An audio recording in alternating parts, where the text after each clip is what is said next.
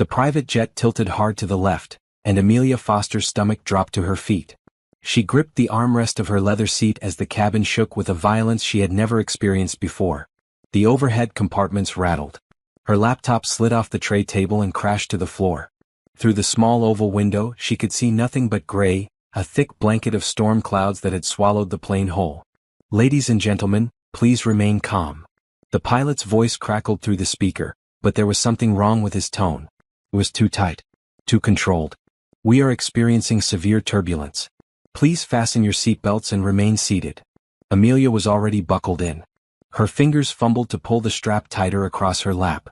Across the aisle, Jonathan Pierce, her boss and the CEO of Pierce Industries, was doing the same. His blue dress shirt was wrinkled, his tie loosened, and for the first time in the 3 years she had worked for him, she saw fear in his eyes. The plane dropped. It was not a gentle descent. It was a plunge, a sickening free fall that made Amelia's ears pop and her heart slam against her ribs. She heard herself scream, but the sound was lost in the roar of the engines fighting against something much bigger than themselves. "Jonathan," she gasped, not even realizing she had used his first name instead of Mr. Pierce. He looked at her. His hand reached across the aisle and she grabbed it without thinking. His grip was strong, warm, and terrified. "It is going to be okay," he said, but his voice shook. The lights flickered once, twice, and then went out. Emergency strips along the floor glowed an eerie red. The plane lurched again and Amelia could feel them spinning, turning in ways that planes should never turn. Her red sundress twisted around her legs. Her curly hair whipped across her face. She could not breathe. She could not think. All she could do was hold onto Jonathan's hand and pray. The pilot's voice came again, but this time there was no pretense of calm. "Brace for impact. Brace for impact. Brace for..." The world exploded into noise and light and pain. Amelia felt the impact in every bone of her body. Metal screamed. Glass shattered. Water, cold and shocking, rushed into the cabin from somewhere she could not see. She was thrown forward and the seatbelt cut into her waist so hard she thought it might slice her in two. Then something hit her head and everything went black. When she opened her eyes again, she was lying on sand. White, soft, blinding sand. The sun was shining. The sky was blue and clear as if the storm had never existed. Waves lapped gently at her feet, and for a long, confused moment, Amelia thought she was dreaming. She thought she had died and this was some strange version of heaven. Then the pain hit. Her head throbbed. Her ribs ached. Her left arm was scraped and bleeding, the skin raw and red against her brown complexion. She groaned and tried to sit up, and that was when she saw the wreckage. Pieces of the plane were scattered across the beach. A wing jutted out of the shallow water like a broken bird. Luggage and debris floated in the surf. Smoke rose from somewhere beyond the tree line. And lying a few feet away from her, face down in the sand, was Jonathan Pierce. "Jonathan." Her voice came out as a croak.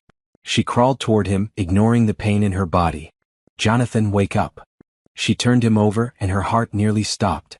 His face was pale, too pale, and there was a gash on his forehead that was bleeding steadily. But when she pressed her fingers to his neck, she felt a pulse. Strong. Steady. Alive. "Come on," she whispered, patting his cheek. "Please wake up. Please." His eyes fluttered open. Blue eyes, the color of the ocean behind her. For a moment he just stared at her, confused and disoriented. Then recognition flooded his face. "Amelia." He sat up too fast and winced, pressing a hand to his ribs. "What happened? Where are we?" She looked around. Beyond the beach, a dense jungle of palm trees and thick vegetation rose up like a green wall. There were no buildings, no boats, no people. Just sand and water and wilderness stretching as far as she could see. "I do not know," she said quietly. "But I do not think anyone is coming for us." Jonathan struggled to his feet, swaying slightly. Amelia rose with him, steadying him with a hand on his arm. Together, they stood at the edge of the water and looked out at the endless horizon. There was nothing out there. Just blue meeting blue, sky and sea blending into one. "The pilot?" Jonathan said suddenly. "Captain Reynolds. We need to find him." They searched the beach for an hour. They found more wreckage, more luggage, a first aid kit that had somehow survived intact. But they did not find Captain Reynolds. They did not find anyone. They were alone. By the time the sun began to sink toward the horizon, painting the sky in shades of orange and pink, they had gathered what supplies they could. Water bottles, some packaged snacks, a few blankets, the first aid kit. They dragged everything to a spot beneath a large palm tree and sat down, exhausted and shaken. Amelia cleaned the cut on Jonathan's forehead with supplies from the first aid kit. He sat still and let her work, his eyes following her movements. "Thank you," he said when she was done. "You are welcome." She sat back and wrapped her arms around her knees. Her red sundress was torn and stained with sand and salt water, but she barely noticed. "What do we do now?" Jonathan was quiet for a long moment. Then he said, "We survive. We stay alive until someone finds us. And if no one finds us." He looked at her, and something shifted in his expression. Something soft and sad and determined all at once. "Then we figure it out together. Before you continue reading, I have to ask you something. Amelia is stuck on a deserted island with no help in sight, injured and scared, with only her boss by her side. Would you abandon her right now?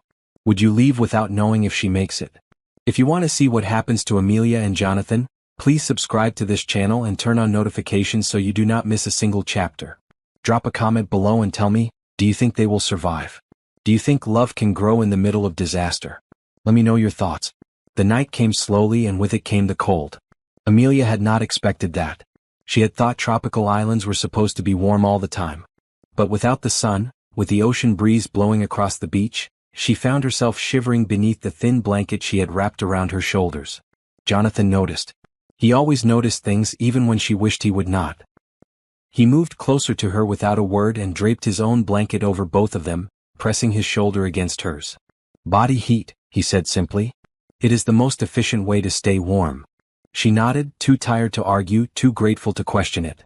They sat together in the darkness, listening to the waves crash against the shore and the unfamiliar sounds of the jungle behind them. "I keep thinking about my mother," Amelia said quietly. "She is going to be so worried when she finds out about the crash. She watches the news every morning. She is going to see it and she is going to think I am dead." Jonathan did not say anything comforting or dismissive. He just listened. "She has been through so much already," Amelia continued. "My father left when I was 12. She raised me and my sister alone. Put us both through school working double shifts at the hospital. And now my sister Grace is in nursing school, and the tuition is so expensive, and my mom will not stop working even though she is exhausted all the time and I—" Her voice cracked. "I just wanted to help them. That is why I took this job. That is why I work so hard. I wanted to give them a better life." "You will," Jonathan said. His voice was quiet but firm. "You will see them again, Amelia. I promise." She looked at him in the darkness, at the outline of his face against the stars. "You cannot promise that." "I know." He paused. "But I am going to do everything in my power to make sure it happens." She did not know why, but she believed him. They fell asleep eventually, sitting upright against the trunk of the palm tree, shoulders touching, blankets shared. And when Amelia woke up just before dawn, her head was resting on Jonathan's shoulder, and his arm was around her waist, holding her steady. She did not move away. She was not sure she wanted to. The sunrise was beautiful. Amelia sat on the beach and watched it happen, watched the sky turn from deep purple to soft pink to brilliant gold. The ocean reflected the colors like a mirror, and for a moment she could almost forget where she was. She could almost pretend she was on vacation, watching the sunrise from the deck of a luxury resort instead of a deserted island. Then her stomach growled and reality came rushing back. Jonathan was already awake, moving around the beach with purpose. He had found a large piece of the plane's fuselage that had washed ashore and was dragging it toward their makeshift camp. "What are you doing?" Amelia asked, standing up and brushing the sand from her sundress. "Building shelter." He wiped sweat from his forehead with the back of his hand. "That palm tree is not going to protect us if it rains. We need something more solid." She walked over to help him. Together, they dragged the metal panel across the sand and propped it against a cluster of rocks. It was not much, but it was a start. "I never pictured you doing manual labor," Amelia admitted as they stepped back to survey their work. Jonathan raised an eyebrow. "What did you picture?" "I do not know. Board meetings. Golf. Expensive dinners with investors." He laughed, and the sound was so unexpected that Amelia found herself smiling too. It was the first time she had ever heard him laugh. In 3 years of working together, she had seen him smile politely at clients, nod in approval at presentations, and occasionally frown at disappointing quarterly reports. But she had never heard him laugh. "I grew up on a farm in Iowa," he said. "My grandfather taught me how to build things with my hands before he taught me anything about business." "A farm." Amelia stared at him. "You." "Jonathan Pierce. Billionaire CEO. grew up on a farm. A small one. Corn and soybeans mostly. We barely made ends meet. He picked up another piece of debris and tossed it onto their growing pile of supplies. The money came later. My father started Pierce Industries when I was in high school. I did not grow up wealthy, Amelia. I grew up working. She did not know what to say to that. She had assumed so many things about him, built up an image in her mind of who he was based on his tailored suits and corner office and the way people seemed to shrink in his presence. But that image was cracking now, revealing something underneath that she had never seen before. Come on, Jonathan said, interrupting her thoughts. We need to find water. The bottles we salvaged will not last forever. They spent the morning exploring the edge of the jungle. The vegetation was dense and tangled, filled with plants Amelia did not recognize and sounds that made her jump at every turn. But Jonathan moved through it with surprising confidence, pushing aside branches and testing the ground ahead of them with careful steps. Around midday they found a small stream. The water was clear and cold, flowing down from somewhere higher up the island. Amelia dropped to her knees beside it and cupped her hands, bringing the water to her lips. It was the best thing she had ever tasted. We should not drink too much at once, Jonathan warned. We do not know if it is safe. But we can fill the bottles and boil the water later to be sure. She nodded, suddenly aware of how much she did not know about survival. She had grown up in Atlanta, surrounded by concrete and convenience stores. The closest she had ever come to nature was the occasional trip to Piedmont Park. But here, on this island, the rules were different. Here, knowledge meant life or death. How do you know all this? She asked as they made their way back to camp with full water bottles. Boy Scouts, Jonathan said with a small smile. And a lot of survival documentaries. I used to watch them when I could not sleep. You have trouble sleeping. Sometimes. He glanced at her. Running a company is not as glamorous as it looks. The responsibility weighs on you. All those people depending on you for their livelihoods. All those decisions that could make or break everything. Amelia had never thought about it that way. She had always seen Jonathan as confident, unshakable, the kind of man who had all the answers. But maybe nobody had all the answers. Maybe everyone was just doing their best and hoping it was enough. When they got back to camp, they worked together to build a fire pit. Jonathan showed her how to arrange the rocks in a circle, how to gather dry leaves and twigs for kindling, how to use the small lighter he had found in one of the suitcases to coax a flame to life. By the time the sun began to set, they had a real fire going. They sat beside it, eating crackers and dried fruit from the salvaged snacks, and Amelia felt something she had not expected to feel. Oh, we are going to be okay, she said, more to herself than to him. Jonathan looked at her across the flames.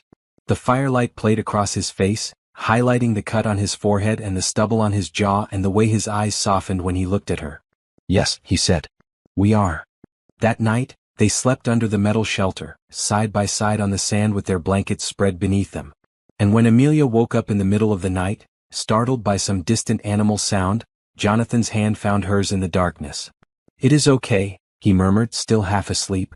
I am here. She squeezed his hand and closed her eyes. For the first time since the crash, she was not afraid. 5 days passed. Amelia stopped counting the hours after the first day, when every minute felt like an eternity. Instead, she counted sunrises. Each one meant they had made it through another night. Each one was a small victory. They developed a routine. In the mornings, they gathered firewood and checked the signal fire they kept burning on the highest point of the beach. In the afternoons, they searched for food and collected water from the stream. In the evenings, they ate whatever they had managed to find and talked until the stars came out. Amelia discovered that Jonathan was full of surprises. He knew how to fashion a fishing spear from a long branch and a sharp rock. He knew which plants were safe to eat and which ones would make them sick. He knew how to read the clouds to predict the weather and how to find north using the position of the sun.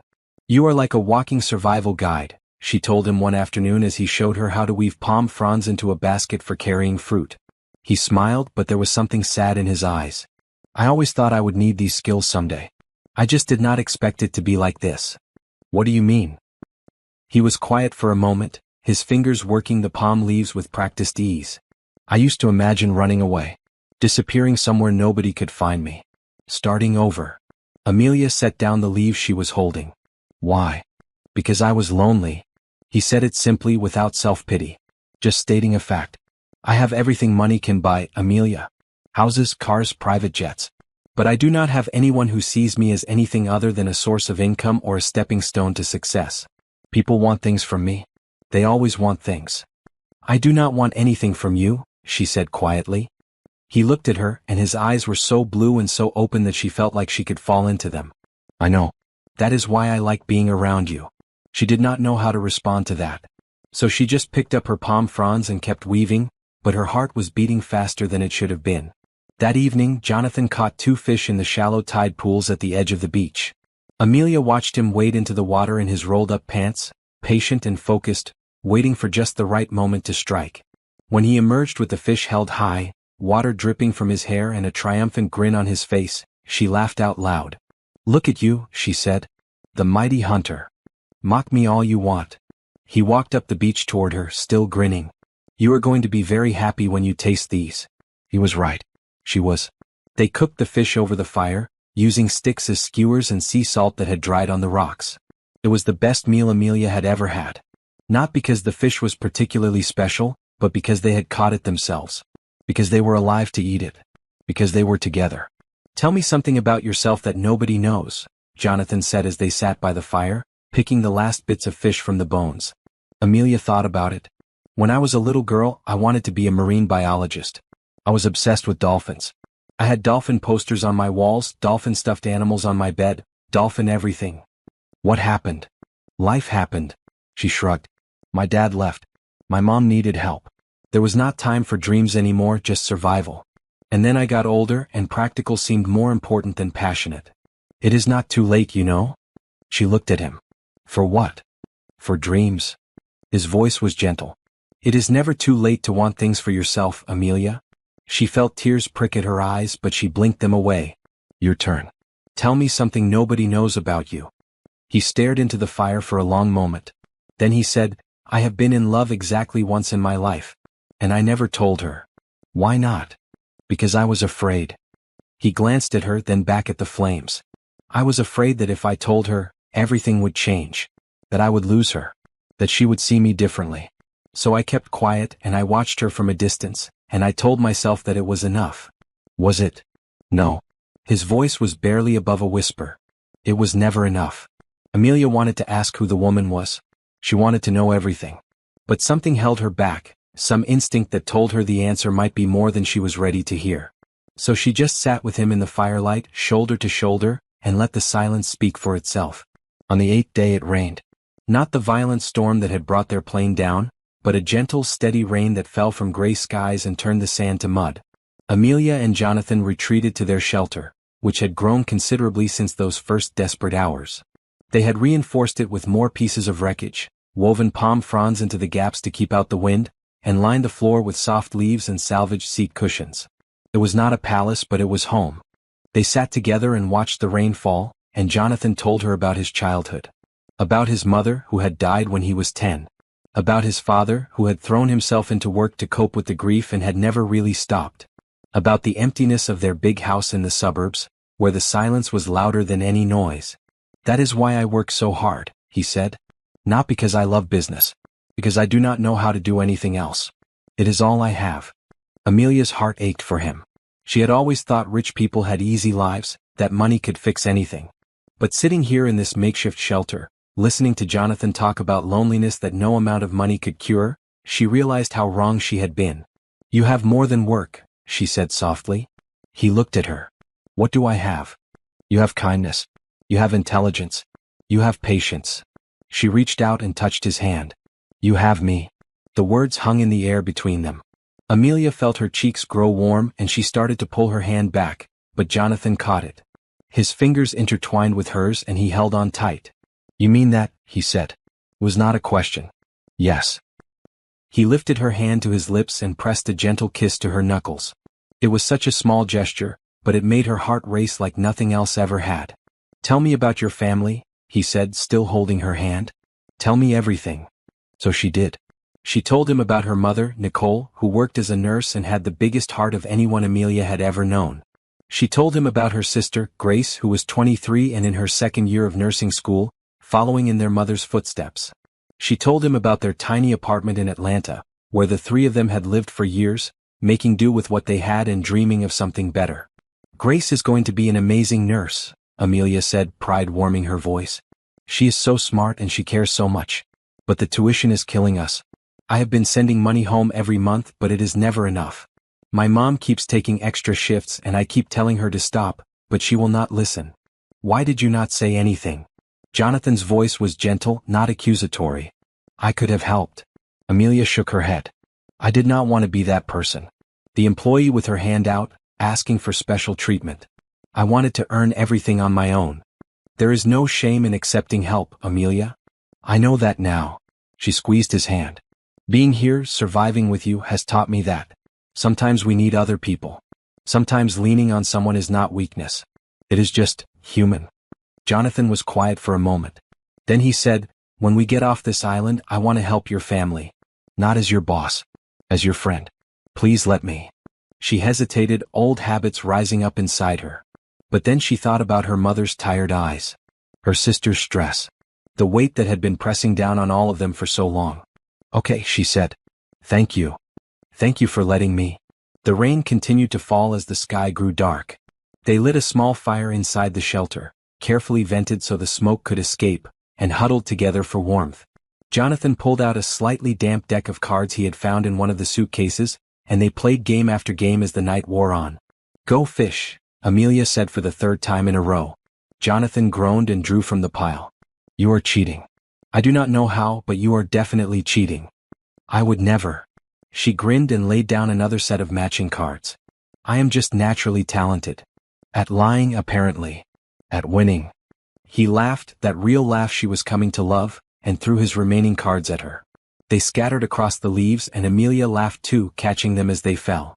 When the laughter faded, they were both quiet. Jonathan was looking at her in a way he never had before, with something soft and wondering in his eyes. What? She asked, suddenly self-conscious. Nothing. He reached out and brushed a strand of hair from her face. His fingers lingered on her cheek for just a moment.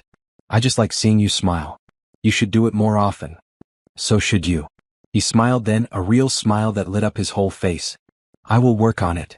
They fell asleep that night with the sound of rain on the roof and their hands still loosely intertwined. And when Amelia dreamed, she dreamed of blue eyes and gentle touches and a future that seemed suddenly, impossibly possible. The real storm came on the 12th night. Amelia woke to the sound of wind screaming through the trees. The shelter shuddered around them, palm fronds tearing away from the frame and flying into the darkness.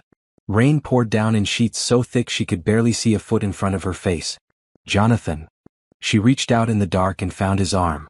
Jonathan, wake up. He was already awake. He pulled her close as the shelter groaned and swayed. We need to move, he shouted over the wind. This is not going to hold. They grabbed what they could, blankets and water bottles and the precious first aid kit, and ran out into the storm. The sand was a river beneath their feet. Palm trees bent nearly double. Lightning cracked across the sky, illuminating the beach in flashes of brilliant white. There. Jonathan pointed toward a cluster of large rocks further up the beach. We can shelter there. They ran. Amelia's feet slipped in the wet sand and she fell hard, scraping her hands and knees. But Jonathan was there immediately, pulling her up, his arm around her waist as they pushed forward. The rocks formed a natural alcove, shielded from the worst of the wind. They crawled inside and pressed themselves against the stone wall, huddling together for warmth and protection. Amelia was shaking, but she was not sure if it was from cold or fear or something else entirely. I am scared, she admitted, the words barely audible over the storm. Jonathan's arms tightened around her. I know. Me too. You do not seem scared of anything. I am scared of a lot of things. His voice was low and close to her ear. I am scared of losing the company. I am scared of disappointing everyone who depends on me. I am scared of dying alone. Amelia turned to look at him. Even in the darkness, she could see the outline of his face, the tension in his jaw, the vulnerability in his eyes. You are not alone, she said. No. He touched her face, his thumb brushing across her cheekbone. I am not. The storm raged outside, but inside that little alcove of rock, Amelia felt safe. Safer than she had felt in years. Maybe ever. There is something I need to tell you, Jonathan said. Okay. He took a breath. That person I mentioned. The one I was in love with but never told. Her heart stuttered. Yes. It is you, Amelia. She went very still. I have been in love with you since the day you started working for me, he continued. When you walked into my office for your interview in that green cardigan, clutching your resume like it was a lifeline. You were so nervous, but you looked me in the eye and told me exactly why I should hire you. No flattery, no games. Just honesty. Jonathan. Let me finish. Please. He took another breath. I told myself it would be inappropriate. You work for me. There are power dynamics. People would talk. But the truth is, I was just scared. Scared of rejection. Scared of ruining the one good thing in my life. Amelia's eyes were stinging with tears that had nothing to do with the rain. And then the plane crashed, Jonathan continued. And we ended up here. And I realized that none of those fears matter. What matters is that I love you. I have loved you for 3 years, and I do not want to go another day without telling you. She could barely breathe. Why are you telling me now? Because life is short. Because tomorrow is not promised. Because I would rather be rejected by you than spend one more minute pretending I do not feel this way. The storm howled outside. Thunder shook the rocks around them. But all Amelia could hear was the pounding of her own heart. I am not going to reject you, she whispered. You are not. No. She reached up and put her hand on his cheek. His skin was wet and cold, but his eyes were warm. I love you too, Jonathan. I have loved you for so long I do not remember what it felt like before. He kissed her then, soft and desperate and perfect. The storm raged, but they barely noticed. They were lost in each other, finally free to feel everything they had been holding back. When they pulled apart, Jonathan pressed his forehead to hers. If we survive this, he said, I am going to spend the rest of my life making you happy. We are going to survive this, she said. And yes, please, I want that. He kissed her again, and Amelia knew with a certainty that went bone deep, that whatever happened next they would face it together. The storm passed by morning. Amelia and Jonathan emerged from the rock alcove into a world transformed. The beach was littered with debris, fallen branches and seaweed and pieces of their shelter scattered across the sand. The palm tree where they had first taken refuge had been split in half by lightning. But they were alive. Jonathan took Amelia's hand as they surveyed the damage. We need to rebuild. Better this time. Yes. They worked side by side all day. Jonathan found a spot further from the shore, closer to the jungle, where the trees would provide natural protection from the wind. They dragged the largest pieces of wreckage to the new location and began constructing a real shelter, with walls on all sides and a roof that would hold against rain. Amelia discovered she had skills she never knew she possessed. She learned to tie knots that would hold under pressure. She learned to weave palm fronds into tight, waterproof layers. She learned to problem solve on the fly, improvising tools and techniques when their limited supplies fell short. You are amazing, Jonathan said, watching her secure the last section of the roof. Do you know that? I am learning. She climbed down from the rocks she had been standing on and brushed dirt from her blue blouse, which was now torn and faded but still her favorite thing to wear. We both are. That afternoon they explored further into the jungle than they had ventured before. The island was larger than Amelia had initially thought, stretching out in gentle hills that rose toward a central peak. They found more fruit trees, more freshwater streams, and a beautiful clearing where orchids grew wild and birds sang in the canopy above. It is like a garden, Amelia said, turning in a slow circle to take it all in. A secret garden that nobody knows about. We know about it. Jonathan picked one of the orchids and handed it to her. It can be ours. She tucked the flower behind her ear and smiled at him. In the dappled sunlight filtering through the leaves, with his hair mussed and his clothes dirty and his eyes full of love, he had never looked more handsome. I could stay here forever, she said softly. Could you? His voice was serious now. If we never get rescued. This is our life now. Could you be happy? She thought about it. Really thought about it. About her mother and sister back home, about the life she had left behind, about everything she had ever wanted or dreamed.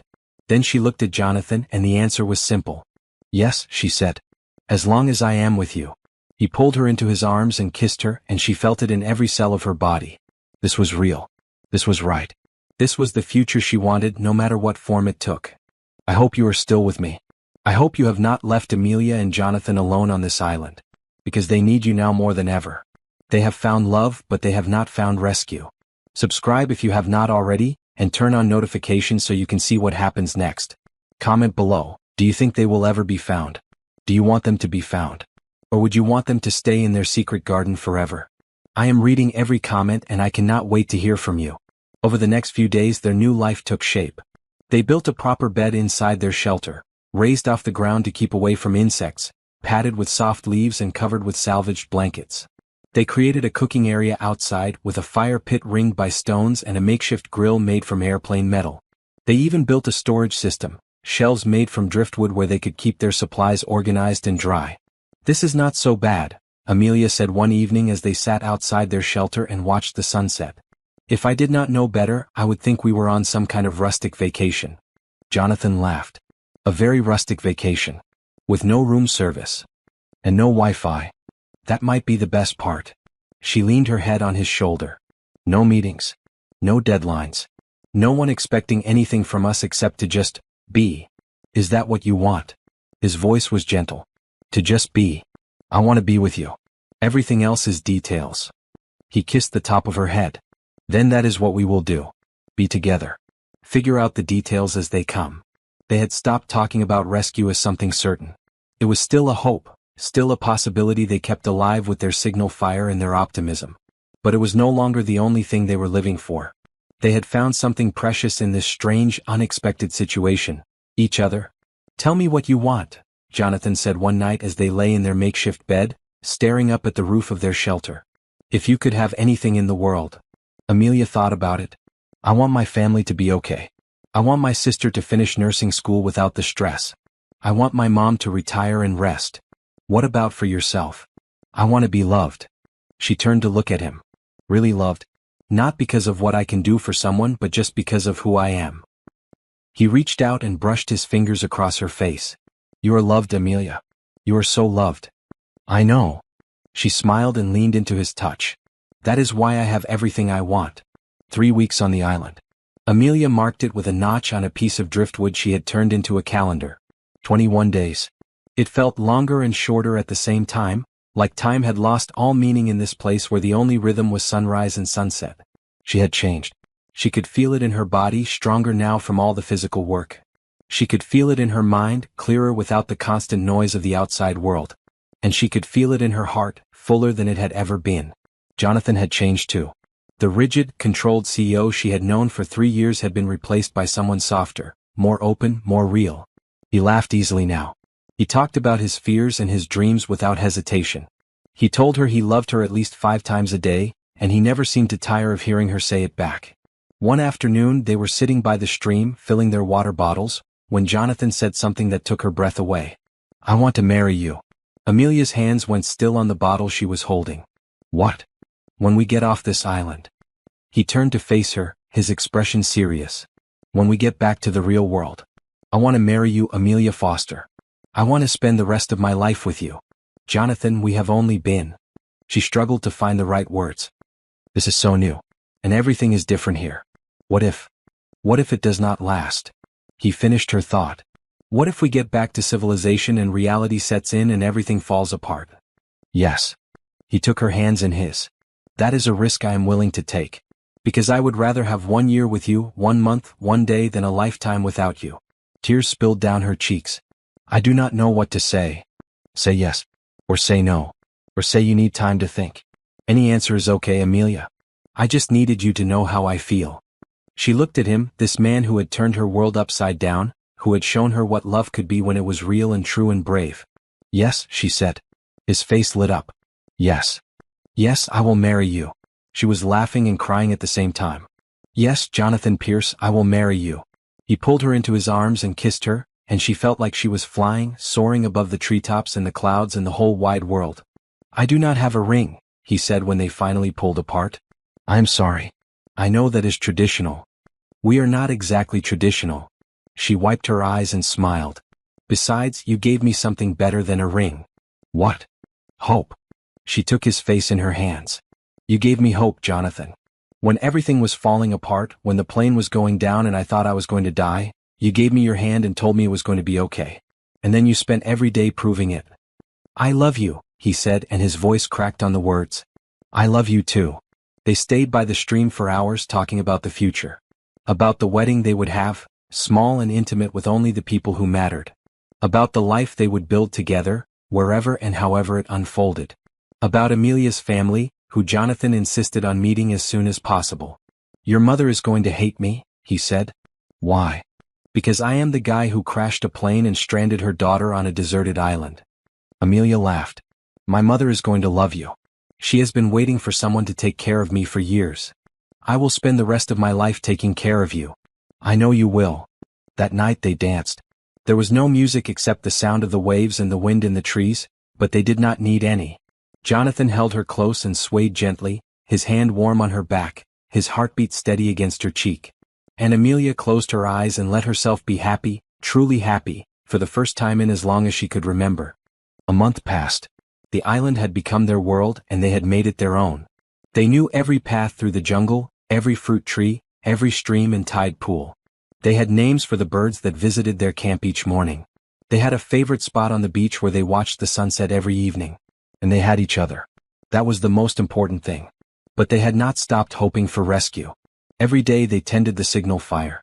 Every time they heard a distant sound that could be an engine, they ran to the beach and searched the horizon. They were not giving up. They were just adapting. One evening, as they sat by the fire after dinner, Jonathan was quiet for a long time. Amelia could tell something was on his mind, but she did not push. She had learned that he would talk when he was ready. Finally, he said, "Can I ask you something?" "Of course." He took a breath. "If no one comes, if we are never rescued, will you stay with me?" Amelia looked at him.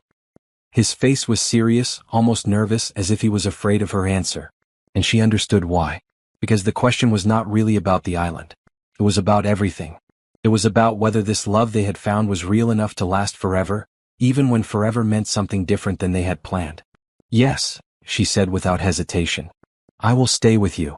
"You will." "Jonathan." She moved closer to him, taking his hands. "I have already promised to marry you. I have already promised to spend my life with you.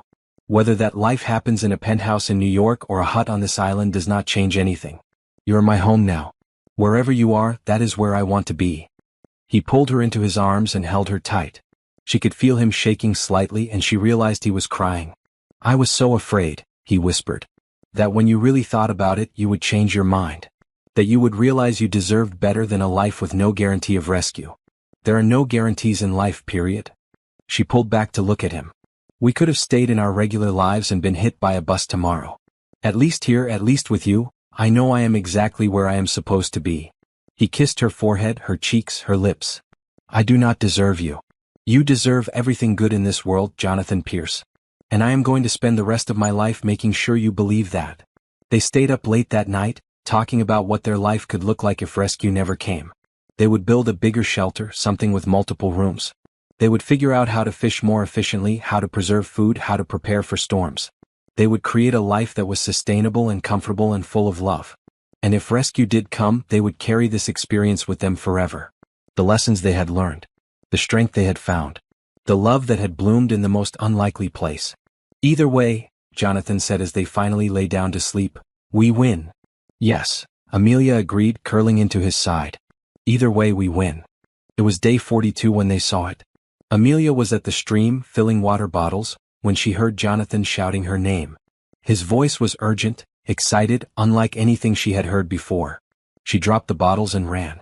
When she reached the beach, she saw what had caused the commotion. A ship. It was far out on the horizon, just a small shape against the vast blue of the ocean. But it was definitely there. It was definitely real. "The signal fire," Jonathan said, already running. "We need to make it bigger." They worked together, throwing dry brush and leaves onto the fire until it roared high into the sky. Thick smoke billowed upward, visible for miles. "Come on," Amelia whispered, staring at the ship. "Please see us. Please." Minutes passed. The ship continued on its path, neither approaching nor receding. It was impossible to tell if they had been spotted. Then slowly the ship began to turn. "It is coming," Jonathan breathed. "Amelia, it is coming this way." She grabbed his hand, squeezing so tight her knuckles went white. Her heart was pounding. Her eyes were filling with tears. After 6 weeks, after everything they had been through, rescue was finally within reach. But as the ship drew closer, something strange happened. It stopped. They watched, confused, as the ship anchored about a mile offshore. They waited for a smaller boat to be launched, for someone to come to shore. But nothing happened. The ship just sat there, rocking gently on the waves. "Why are they not coming?" Amelia said, her voice tight with frustration. "I do not know." Jonathan was pacing now, running his hands through his hair. "Maybe they are assessing the situation. Maybe they need to confirm our signal before they send anyone." Hours passed. The sun moved across the sky. The ship remained where it was. Finally, as the light began to fade, they saw movement. A small boat was lowered from the ship's deck, and it began making its way toward the island. Oh my God! Amelia grabbed Jonathan's arm. They're coming. They are actually coming. The boat reached the shallow water, and two men in Coast Guard uniforms jumped out and waded to shore. They looked exhausted but relieved. Mr. Pierce, one of them said, approaching quickly. Miss Foster. We have been searching for you for 6 weeks. Are you injured? No, Jonathan said. We are okay. We are both okay. The other officer was speaking into a radio, relaying their location and condition. Amelia heard words like, survivors found, and stable condition, and preparing for evacuation. It was real. It was finally real. But as the reality sank in, Amelia felt something unexpected. Grief. Not grief for the life they were leaving behind exactly, but grief for the simplicity, for the isolation, for the world they had built together, just the two of them, where nothing else mattered. She looked at Jonathan and saw the same mix of emotions on his face. Joy and relief and a strange aching sadness. Whatever happens next, he said quietly so only she could hear, we face it together. Remember. Together, she agreed. Always. The Coast Guard officers led them to the boat. As they pushed off from shore, Amelia looked back at the island one last time. At the beach where they had washed up, barely alive. At the shelter they had built with their own hands. At the signal fire, still burning bright. Thank you, she whispered to the island. For everything. Then she turned around and faced forward, toward the ship, toward the world, toward whatever came next. The hospital in Honolulu was bright and clean and overwhelmingly loud. After 6 weeks of hearing nothing but waves and wind and bird song, the constant noise of civilization was almost unbearable. Machines beeped. Phones rang. Voices echoed in the hallways. Amelia lay in her hospital bed, staring at the ceiling, trying to process everything that had happened in the past 24 hours. The doctors had examined her and pronounced her remarkably healthy, considering the circumstances. A few cuts and bruises, some dehydration, mild malnutrition. Nothing that rest and regular meals would not fix. Jonathan was in a room down the hall, receiving the same good news. Her mother was on her way. Grace too. They were catching the first flight from Atlanta, and they would be here by morning. Amelia had cried when she heard their voices on the phone, and they had cried too, and for a few minutes nobody could speak at all. I thought you were dead, her mother had sobbed. They told us the plane went down and there were no survivors. They told us to start planning a funeral. I am here, Mom, Amelia had said through her own tears. I am okay. I am coming home. But even as she said the words, she was not sure what home meant anymore. Atlanta? Her tiny apartment? Her old life before the crash, before Jonathan, before everything changed? A knock on her door interrupted her thoughts. She looked up to see Jonathan standing in the doorway, dressed in hospital scrubs instead of his usual designer suit. He looked tired and happy and a little nervous. Can I come in? He asked. Of course. He walked to her bed and sat down on the edge, taking her hand. For a moment, they just looked at each other, drinking in the sight of each other in this new, strange context. How are you feeling? He asked. Overwhelmed. She squeezed his hand. You. The same. He paused. I have been thinking. About what? About what happens next. His eyes searched her face. I know everything is different now. We are back in the real world. There are expectations and complications and all sorts of things we did not have to deal with on the island. Her heart sank slightly. Are you having second thoughts? No. His voice was firm. Never. I just want to make sure you have not. She reached up and touched his face. Jonathan, I told you I would stay with you forever. I meant it. Island or no island.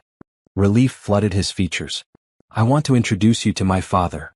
Your father. He is flying in tomorrow. I called him from the Coast Guard ship.